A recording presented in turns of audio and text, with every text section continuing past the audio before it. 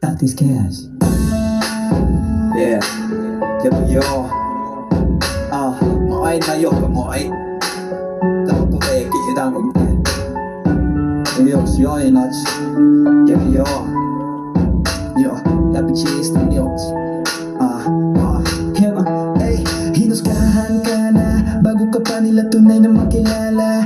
Hindi mo nakikita ang bukas dahil abala ka sa mga gawain ng tropa. Ginagawa mo ang bagay na mali dahil mapusok ka pa. Rebelde ika nga pero sinusunod mo lang ang gusto ng puso mo. Mali man ito o hindi, ikaw ay gahaman, sarili lang ang iniintindi. Gagawin ang lahat ng ikaliligaya mo. Masaktan na lahat ng masaktan, basta ang sarili ay mapagbigyan.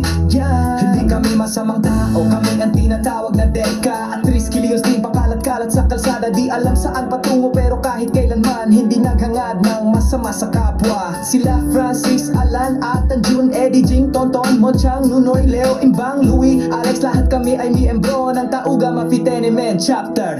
Mga tropa naming Lady Triskelion, sinasayong Dulce de Apinki, no rin. Sila ang tinatawag na arcades na mga tropa ni Oseng. Sa eskwelahan na kung tawagin ay Pasay City South, na kalaban ng tropa Deka sa PAF-A. Kilalang daratupan na was with ni Poyay at Juna. Kami ay minsan tumatambay na kampo ng sundalo. Kaya may curfew, magkaganon pa man di sa amin uso ang curfew. Dahil paglampas ng MP sa kalsada, kami ay lumilitaw uli na parang mga kabute. Minsan namin pinasok ang sitio de Asis na nga parbikutan upang kunin si Hardcore na nakatalo ni Edong. Maski isang kaluluwa sa lugar yon, walang nagtangka pumigil sa amin. Si Marvel ang hepe ng PNP, habang ang iba naman nagsisilbi bilang mambabatas tulad ni Goma, Recto, Villanueva at maraming pang iba.